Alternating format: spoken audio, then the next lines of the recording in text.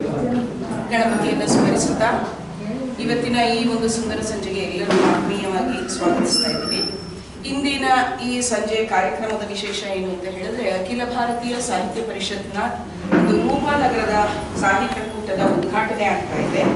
ಈ ಉದ್ಘಾಟನಾ ಸಮಾರಂಭಕ್ಕೆ ವೇದಿಕೆಯನ್ನು ಅಲಂಕರಿಸಬೇಕು ಅಂತ ಗಣ್ಯ ವ್ಯಕ್ತಿಗಳಲ್ಲಿ ಮನವಿ ಮಾಡ್ಕೊಳ್ತೀನಿ. ಶ್ರೀಯುತ ರಂಗನಾಥ್ ಸರ್ ಅವರು ದಯವಿಟ್ಟು ವೇದಿಕೆಗೆ ತರಬೇಕು. ಸುಬ್ರಹ್ಮಣ್ಯ ಸರ್ ಅವರು ದಯವಿಟ್ಟು ವೇದಿಕೆಗೆ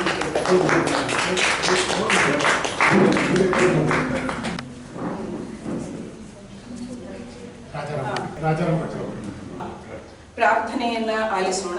ಪ್ರಾರ್ಥನೆಯ ನಂತರ ದೀಪ ಬೆಳಗಿಸುವುದರ ಮೂಲಕ ಉದ್ಘಾಟನೆಯನ್ನ ನೋಡಿ. ಪ್ರಾರ್ಥನೆಗಾಗಿ ಕುಮಾರಿ ಕಾವ್ಯಾಳನ್ನ ಆಹ್ವಾನಿಸ್ತಾರೆ. ಮಾಮವತು ಶ್ರೀ ಸರಸ್ವತಿ, ಮಾಮವತು ಶ್ರೀ ಸರಸ್ವತಿ, ಮಾಮವತು ಶ್ರೀ ಸರಸ್ವತಿ. ದೀಪದಿಂದ ದೀಪವ ಬೆಳಗಲು, ಒಂದು ಹಣತೆಯಿಂದ ನೂರಾರು ಹಣತೆಗಳುಳಿದು ಲೋಕವೇ ಕಾಂತಿಯುಕ್ತವಾಗುತ್ತದೆ. ಈ ಹೊಳೆಯುವ ಹೊಂಬೆಳಕಿನಿಂದ ಸುಖ ಶಾಂತಿಯು ಎಲ್ಲೆಡೆ ಪಸರಿಸಿ ಲೋಕವು ಸ್ವರ್ಗವಾಗಿ ಮೆರೆಯುತ್ತದೆ ಎಂದು ಹೇಳುತ್ತಾ ಇಂದಿನ ಕಾರ್ಯಕ್ರಮದ ಉದ್ಘಾಟನಾ ಸಮಾರಂಭವನ್ನು ನಡೆಸಿಕೊಡುವ ಡಾಕ್ಟರ್ ವಿ ರಂಗನಾಥ್, ಪ್ರಾಂತ ಸಂಪರ್ಕ ಪ್ರಮುಖ, ಅಖಿಲ ಭಾರತೀಯ ಸಾಹಿತ್ಯ ಪರಿಷತ್ ಮಹನೀಯರಿಗೆ ಕಾರ್ಯಕ್ರಮಕ್ಕೆ ಆತ್ಮೀಯವಾಗಿ ಸ್ವಾಗತಿಸುತ್ತೇವೆ. ಮುಖ್ಯ ಅತಿಥಿಗಳಾಗಿ ಆಗಮಿಸಿರುವ ಶ್ರೀ ವಿ.ಎನ್. ಸುಂದರ್ ಅವರ ಉಪಸ್ಥಿತಿಯಲ್ಲಿ ಅವರಿಗೆ ಸ್ವಾಗತವನ್ನು ಕೋರುತ್ತೇವೆ. ಇಂದಿನ ಕಾರ್ಯಕ್ರಮದ ಅಧ್ಯಕ್ಷತೆಯನ್ನು ವಹಿಸಿರುವ ಶ್ರೀ ಎಸ್. ಸುಬ್ರಹ್ಮಣ್ಯ, ಅಖಿಲ ಭಾರತೀಯ ಸಾಹಿತ್ಯ ಪರಿಷತ್ ಮೈಸೂರು ಜಿಲ್ಲಾ ಸಮಿತಿ, ಇವರಿಗೂ ಹೃತ್ಪೂರ್ವಕವಾಗಿ ಸ್ವಾಗತಿಸುತ್ತೇವೆ. ತುಂಬಾ ದಿನಗಳಿಂದ ರೂಪಾನಗರದಲ್ಲಿ ಒಂದು ಸಾಹಿತ್ಯ ಕೂಟವನ್ನು ರಚಿಸಬೇಕು ಅಥವಾ ಪ್ರಾರಂಭಿಸಬೇಕು ಅನ್ನೋ ಉದ್ದೇಶದಿಂದ ಶ್ರೀಯುತ ರಾಜಾರಾಮ್ ಭಟ್ರವರು ಅವರ ಸತತ ಪ್ರಯತ್ನದಿಂದ ಇಂದು ರೂಪಾನಗರದಲ್ಲಿ ನಮ್ಮ ಸಾಹಿತ್ಯ ಕೂಟ ನಡೀತಾ ಇದೆ. ಅವರು ಮೈಸೂರು ನಗರ ಕೂಟ ಪ್ರಮುಖರಾಗಿದ್ದಾರೆ ಅಖಿಲ ಭಾರತೀಯ ಸಾಹಿತ್ಯ ಪರಿಷತ್, ಅವರಿಗೂ ಹೃತ್ಪೂರ್ವಕವಾಗಿ ಸ್ವಾಗತಿಸುತ್ತಾರೆ. ಹಾಗೆಯೇ ಈ ನಮ್ಮ ಕಾರ್ಯಕ್ರಮದಲ್ಲಿ ಲಕ್ಷ್ಮಣ್ಜಿ ಅವರು ಮೈಸೂರು ಜಿಲ್ಲಾ ಸಮಿತಿ ಹಾಗೂ ಶ್ರೀಮತಿ ಕಾತ್ಯಾಯಿನಿ ಲಕ್ಷ್ಮಣ್ಜಿ ಅವರಿಗೂ ಸ್ವಾಗತವನ್ನು ಬಯಸುತ್ತೇನೆ. ಶ್ರೀಮತಿ ಕಾತ್ಯಾಯಿನಿ ಅವರು ಕಾರ್ಯದರ್ಶಿ ಅಖಿಲ ಭಾರತೀಯ ಸಾಹಿತ್ಯ ಪರಿಷತ್ ಮಕ್ಕಳ ಪ್ರಕಾರ, ಅವರಿಗೂ ಸ್ವಾಗತವನ್ನು ಬಯಸುತ್ತೇನೆ. ಶ್ರೀಮತಿ ಜಯಮಾಲ ಅವರ ಸಂಪರ್ಕ ಪ್ರಮುಖ, ಜಿಲ್ಲಾ ಸಮಿತಿ ಅಖಿಲ ಭಾರತೀಯ ಸಾಹಿತ್ಯ ಪರಿಷತ್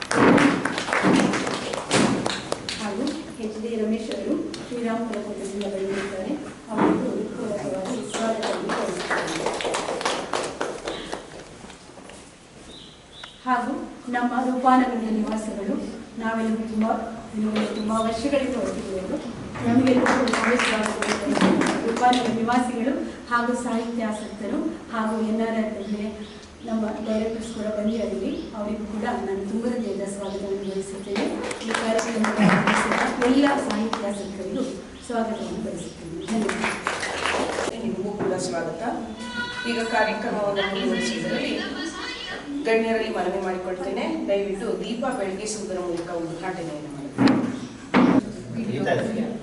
ದೀಪಂ ಜ್ಯೋತಿ ಪರಬ್ರಹ್ಮ, ದೀಪಂ ಜ್ಯೋತಿ ಜನಾರ್ದನ, ದೀಪಂ ಶರದು ಮೇ ಪಾಪಂ, ದೀಪಂ ಜ್ಯೋತಿ ನಮೋಸ್ತುತೆ. ಈ ದಿವಸ ನಮ್ಮ ರೂಪಾನಗರಕ್ಕೆ ಸಾಹಿತ್ಯ ಕೂಟ ಅಖಿಲ ಭಾರತೀಯ ಸಾಹಿತ್ಯ ಪರಿಷತ್ನ ಪ್ರಮುಖ ಆಗಿರುವಂತಹ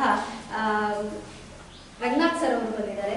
ಅವರಿಗೆ ಅವರ ಒಂದು ಸಣ್ಣ ಪರಿಚಯ ಮಾಡಿಕೊಡ್ಬೇಕು ಅಂತ ನನ್ನ ಅಭಿಲಾಷೆ. ಇರಬೇಕು ಇರುವಂತೆ ತೊರೆದು ಸಾವಿರ ಚಿಂತೆ, ಮಳೆ ಸುರಿಸಿ ಹಗುರಾದ ಮುಗಿಲಿನಂತೆ. ಈ ಬರೀ ರೂಪಾನಗರಕ್ಕಲ್ಲ, ಆಸುಪಾಸಿನ ಬಡಾವಣೆಗಳು ಕೊಡೋಣ ಅನ್ಕೊಂಡಿದ್ದೀನಿ. 300 ಮೇಲೆ ಕೊಡೋಣ ಗಿಡಗಳು ಅಂತ ಅನ್ಕೊಂಡಿದ್ದೀನಿ. ಆ ಥರ ನಮ್ಮ ರೂಪಾನಗರದ ಒಂದು ಏನಂತಾರೆ ಸಾಗರ ಥರ ಸರ್. ಇಲ್ಲಿ ರತ್ನ, ಮಾಣಿಕ್ಯ, ತುಂಬ ಎಲ್ಲ ಹಸಿರಂದ್ರೆ ಇಷ್ಟ ಇರೋರಿದ್ದೀವಿ. ಮತ್ತೆ ನಮ್ಮ ಬಡಾವಣೆಯನ್ನು ಚೆನ್ನಾಗಿ ಇಟ್ಕೋಬೇಕು ಅಂತವ್ರಿದ್ದಾರೆ. ಆದ್ರಿಂದ ನಮ್ಮ ರೂಪಾನಗರದ ಒಂದಿಷ್ಟು ಪರಿಚಯ ನಿಮ್ಗೆ ಆಗಲಿ ಅಂತ ಈ ವಿಷಯ ಹೇಳಿದೆ. ಅಖಿಲ ಭಾರತೀಯ ಸಾಹಿತ್ಯ ಪರಿಷತ್ ಇದನ್ನ ಕುರಿತು ಪ್ರಸ್ತಾಪ ಅಂತಃಕನುಡಿಯನ್ನ ಹೇಳಬೇಕು ಅಂತ ಶ್ರೀಯುತ ಸುಬ್ರಹ್ಮಣ್ಯ ಕಾರ್ಯದರ್ಶಿಯವರಲ್ಲಿ ಕೇಳಿಕೊಳ್ತೀನಿ. ಓಂ ವಾಗ್ದೇವ್ಯೈ ನಮಃ. ರೂಪಾನಗರ ರೂಪಶ್ರೀ ಅವರು ರೂಪಾನಗರದ ಎಲ್ಲ ಕ್ರಿಯಾಶೀಲ ಹಿರಿಯ ಮನಸ್ಸುಗಳು, ಇಲ್ಲಿ ನೆರೆದಿರತಕ್ಕಂತಹ ಹಿರಿಯ ಕಿರಿಯ ಎಲ್ಲ ಮನಸ್ಸುಗಳು, ಇದೊಂದು ಎಲ್ಲ ಇದೆ. ನಮ್ಮ ಡಾಕ್ಟರ್ ರಂಗನಾಥ್ ಅವರು, ರಾಜಾರಾಮ್ ಭಟ್ರು, ನಾವುಗಳು ಎಲ್ಲ ಇಲ್ಲಿ ಸೇರಿರೋದು ಒಂದು ಯೋಗ. ಯಾಕೆಂತಂದರೆ ಆಲ್ರೆಡಿ ಕ್ರಿಯಾಶೀಲವಾಗಿರುವಂತಹ ಒಂದು ಗುಂಪಿ ಜೊತೆ ನಾವು ಒಂದು ಸಾಹಿತ್ಯಿಕವಾಗಿ ಜೋಡಿಸ್ಕೋಬೇಕು ಅಂತ ಅಂದ್ಕೊಂಡಿರೋದು ಒಂದು ದೊಡ್ಡ ಸಂಕಲ್ಪ. ಆ ಸಂಕಲ್ಪ ಆ ದಾರಿ ತುಂಬ ಸುಲಭವಾಗಿದೆ ನಮಗೆ. ಯಾಕೆಂದರೆ ರೂಪಶ್ರೀ ಅವರು ಹೇಳಿದ ಹಾಗೆ ಈಗ ಆಲ್ರೆಡಿ ನಾವೇನು ಹೇಳಬೇಕು ಅಂದ್ಕೊಂಡಿದ್ವಿ ಅದರಲ್ಲಿ ಆಲ್ರೆಡಿ ಎಲ್ಲರೂ ಪ್ರತಿಯೊಬ್ಬರನ್ನು ತೊಡಗಿಸ್ಕೊಂಡಿದ್ದೀವಿ. ಇನ್ನು ಅಖಿಲ ಭಾರತೀಯ ಸಾಹಿತ್ಯ ಪರಿಷತ್ನಲ್ಲಿ ಏನು ಇದು ಸಾಹಿತ್ಯ ಕೂಟ ಅಂತಂದರೆ, ಪ್ರಕಾರ ಅಂತಂದರೆ ಏನು, ಅದ್ರ ಬಗ್ಗೆ ವಿಶದವಾಗಿ ಡಾಕ್ಟರ್ ರಂಗನಾಥ್ ಅವರು ತಮ್ಮ ಉದ್ಘಾಟನಾ ಭಾಷಣದಲ್ಲಿ ತಮಗೆಲ್ಲ ತಿಳಿಸ್ತಾರೆ. ನಾನು ಅಖಿಲ ಭಾರತೀಯ ಸಾಹಿತ್ಯ ಪರಿಷತ್ತು ಮೈಸೂರಿನಲ್ಲಿ ಹೇಗೆ ನಡೆದು ಬಂದಿದೆ ಅಂತ ಅನ್ನೋದನ್ನು ಒಂದು 4 ಮಾತುಗಳಲ್ಲಿ ಹೇಳ್ತೇನೆ. ಈಗ ಕಾರ್ಯಕ್ರಮದ ಪ್ರಮುಖ ಘಟ್ಟ ಉದ್ಘಾಟನಾ ಭಾಷಣ. ಡಾಕ್ಟರ್ ವಿ ರಂಗನಾಥ್ ಅವರು ದಯವಿಟ್ಟು ಇದನ್ನು ನಡೆಸ್ಕೊಡ್ಬೇಕು ಅಂತ. ಸೊ ಇದು ತುಂಬ ಜನ ಹೊಸಬರು ಇರೋದ್ರಿಂದ ಈ ಒಂದು ಬ್ಯಾನರ್ ಕೆಳಗಡೆ ಹೊಸಬರು ಇರೋದ್ರಿಂದ ಒಂದಷ್ಟು ವಿಷಯವನ್ನು ವಿಸ್ತಾರವಾಗಿ ನಿಮಗೆ ಹೇಳುವಂಥ ಪ್ರಯತ್ನವನ್ನು ಮಾಡ್ತೀನಿ. ಅವರು ಪ್ರಾರಂಭದಲ್ಲಿ ಹೇಳಿದಾಗ ಹೆಸರಿರುವಂಥದ್ದು ಅಖಿಲ ಭಾರತೀಯ ಸಾಹಿತ್ಯ ಪರಿಷತ್. ನಮಗೆ ಪರಿಷತ್ ಅನ್ನುವಂಥ ಪದ ಗೊತ್ತು, ಇಲ್ಲಿ ಪರಿಷತ್ ಅಂತ ಹಾಕಿದೆ. ಕನ್ನಡ ಸಾಹಿತ್ಯ ಪರಿಷತ್ತು ಅಂತ ಕರಿತೀವಿ, ಇದು ಅಖಿಲ ಭಾರತೀಯ ಸಾಹಿತ್ಯ ಪರಿಷತ್ ಅಂತ ಕರಿತೀವಿ. ಇಲ್ಲೊಂದು ದಕಾರ ಇದೆ, ತಕಾರದ ಬದಲು ಒಂದು ದಕಾರ ಇದೆ. ಪ್ರಾರಂಭದಲ್ಲಿ ಅದನ್ನು ನೋಡಿದ ತಕ್ಷಣ ಕೆಲವರು ಅನ್ಸುತ್ತೆ ಇದೇನು ತಪ್ಪು ಬರೆದು ಬಿಟ್ಟಿದ್ದಾರಲ್ಲ, ಬರಬೇಕಾಗಿತ್ತು ದಾ ಬರೆದು ಬಿಟ್ಟಿದ್ದಾರಲ್ಲ ಹಾಗೆ ಅಂತ. ಆದರೆ ಇದರ ವಿಸ್ತಾರ ಇದೆ. ಅಲ್ಲಿ 4 ಪದ ಇದೆ. ಅಖಿಲ ಭಾರತೀಯ ಸಾಹಿತ್ಯ ಪರಿಷತ್ತು 4 ಪದಗಳಿದೆ. ಅದರಲ್ಲಿ ಮೊದಲನೇ 2 ಅಖಿಲ ಭಾರತೀಯ ಅನ್ನುವಂಥ ಪದವನ್ನು ತಗೊಂಡ್ರೆ ಇದರ ಸ್ವರೂಪ ನಮಗೆ ಅರ್ಥ ಆಗುತ್ತೆ. ಒಂದು ಕೂಟ ಏನು ನಿಮ್ಗೆ ಆಸಕ್ತಿ ಇದೆ, ಯಾರಾದರೂ ಚುಟುಕು ಬರೀತಾರೆ, ನಿಮ್ಗೆ ಅದನ್ನು ಹಂಚಿಕೊಳ್ಬೇಕಂತೇಳಿ ವೇದಿಕೆ ಇರೋದಿಲ್ಲ, ಅದನ್ನು ನೀವು ಕೂಟದಲ್ಲಿ ಹಾಕೋದು. ಅಥವಾ ನೀವು ನಾವು ಸಣ್ಣ ಕವಿತೆ ಬರೆದಿಲ್ಲ, ಅದು ಯಾರ ಹತ್ರ ಹಂಚಿಕೊಳ್ಳೋದು? ಪಕ್ಕದವ್ರು ಅಂತ ಹೇಳಿದ್ರೆ ಅವರಿಗೆ ಕೇಳಲಿಕ್ಕೆ ಸಮಾಧಾನ ಇರ್ತದೆ. ಇದನ್ನು ಕೂಟಕ್ಕೆ ಅದರ ಮೆಚ್ಚುಗೆ ಬರುತ್ತೆ. ಆದಷ್ಟು ಈ ಕೂಟವನ್ನು ಇದೊಂದು ಸಂಪದ್ಭರಿತವಾದ ಒಂದು ರೂಪನಗರ, ಪಕ್ಕದಲ್ಲಿ ಸುವರ್ಣನಗರ ಇದೆ, ಹಾಗೆ ಅಷ್ಟೇ ಜನ ಇದ್ದಾರೆ. ಮುಂದಿನ ವರ್ಷದಲ್ಲಿ ಈ ಕೂಟದವರಿಂದ ಅಲ್ಲಿ ಸಹ ಒಂದು ಕೂಟ ಆಗ್ಬೇಕಂತಂದು ಒಂದು ಇಚ್ಛೆ. ಯಾಕಂದರೆ ಇಲ್ಲಿ ಎಷ್ಟು ಜನ ಇದ್ದಾರೆ, ಅಲ್ಲೊಂದು ಈಶ್ವರ ದೇವಸ್ಥಾನ ಇದೆ, ಅಲ್ಲಿ ಸ್ವಯಂಭೂ ಉದ್ಭವ ಆಗಿದೆ ಅಂತ ಕೇಳಿದ್ದೇನೆ, ನಾನು ನೋಡಿದ್ದೇನೆ. ಎಲ್ಲರೂ ನಾವು ಮುಂದಿನ ಸಾರಿ ಹೋಗೋ ಹೊತ್ತಿಗೆ ಅಲ್ಲಿ ಒಂದು ಕೂಟ ಆಗಲಿ. ಯಾಕೆ ಸಂಪದ್ಭರಿತ ಅಂತ ಹೇಳ್ತಾರೆ, ಇಲ್ಲಿ ಇಂಥವ್ರು ಮಾನ್ಯವರು ಗಿಡ ನೆಟ್ಟೆಲ್ಲ ಮಾಡ್ತಾರೆ. ನಾನು 2 ಸಾರಿ ಬರೋ ಹೊತ್ತಿಗೆ ಅಕ್ಕಪಕ್ಕದಲ್ಲಿ ಚಿಕ್ಕು ಗಿಡ, ಹಲಸಿನ ಹಣ್ಣಿನ ಪರಿಮಳ ಬರೋ ಹೊತ್ತಿಗೆ ಎಲ್ಲ ಗಿಡಗಳನ್ನು ನೆಟ್ಟಿದ್ದಾರೆ. ಆ ಸುವರ್ಣ ಅವರು ನನಗೆ ತುಂಬ ಮಿತ್ರರು. ಅವರು ಮಾಡಿದ ಒಂದು ಕೆಲಸದಿಂದ ದೀಪನಗರ ಬಂದು ನಮ್ಮ ಪುಸ್ತಕ ಬಿಡುಗಡೆ ಮಾಡಿ ಅಂತ ಅವ್ರು ತಕ್ಷಣ ಒಪ್ಕೊಂಡ್ಬಿಟ್ರು. ಆಮೇಲಿಂದ ಯೋಚನೆ ಮಾಡಿದ್ರಂತೆ, ಈ ಬಿಡುಗಡೆ ಅನ್ನೋ ಪದ ನನಗೆ ಗೊತ್ತಿಲ್ಲ, ನನಗೆ ಅರೆಸ್ಟ್ ಮಾಡೋದು ಮಾತ್ರ ಗೊತ್ತು, ರಿಲೀಸ್ ಮಾಡೋದು ನನಗೆ ಗೊತ್ತಿಲ್ಲ, ಅದರಿಂದ ಪುಸ್ತಕ ಬಿಡುಗಡೆ ಬರೋದಿಲ್ಲ ಅಂತ ಹೇಳಿದ್ರು.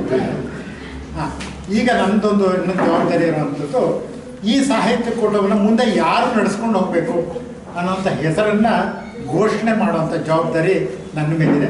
ವಂದನಾರ್ಪಣೆ ಮುಂಚಿತವಾಗಿ ಅದನ್ನು ನಾವು ಮಾಡ್ತೀವಿ. ಈಗ ಇದರ ಈ ಒಂದು ತಾತ್ಕಾಲಿಕವಾಗಿ ಮುಂದಿನ ಏಪ್ರಿಲ್ ತಿಂಗಳ ತನಕ, ಯಾಕಂದರೆ ಯುಗಾದಿ ತನಕ ನಮ್ಮದು ವರ್ಷವನ್ನು ನಾವು ಲೆಕ್ಕ ಹಾಕುವಂಥದ್ದು.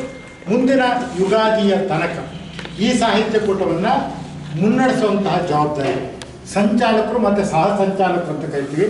ಸಂಚಾಲಕರಾಗಿ ಶ್ರೀಮತಿ ರೂಪಶ್ರೀ ಅವರು ಈ ಸಾಹಿತ್ಯ ಕೂಟವನ್ನು ನಡೆಸಬೇಕು.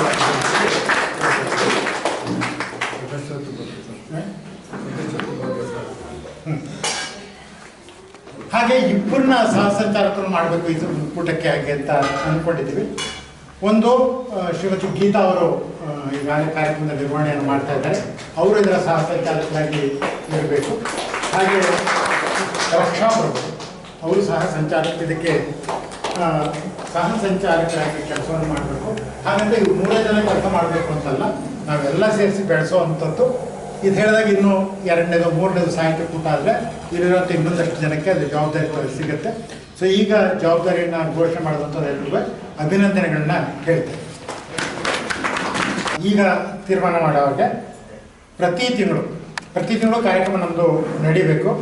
ಮೊದಲನೆಯ ಗುರುವಾರ ಪ್ರತಿ ತಿಂಗಳ ಡೇಟ್ ಅಲ್ಲ ದಿನ, ಪ್ರತಿ ತಿಂಗಳ ಮೊದಲನೇ ಗುರುವಾರ 10ನೇ ಕ್ರಾಸ್ನಲ್ಲಿರುವಂಥ NRRWA ಇದರ ಕಚೇರಿಯಲ್ಲಿ ಸಾಯಂಕಾಲ 5 ಗಂಟೆಗೆ ಕಾರ್ಯಕ್ರಮ ಇರುತ್ತೆ.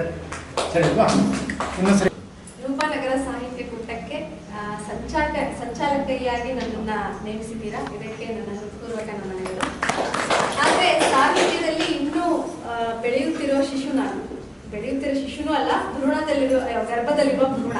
ಸಾಹಿತ್ಯದ ಬಗ್ಗೆ ನನಗೆ ಏನೂ ಗೊತ್ತಿಲ್ಲ, ಆದರೆ ನನ್ನ ಮೇಲೆ ನಂಬಿಕೆ ಇಟ್ಟು ಮಾಡಿರೋದಕ್ಕೆ ನನ್ನ ಒಂದು ಪ್ರಯತ್ನವನ್ನು ಮಾಡ್ತೀವಿ ನಿಮ್ಮ ಮಾರ್ಗದರ್ಶನದ ಮೇಲೆ.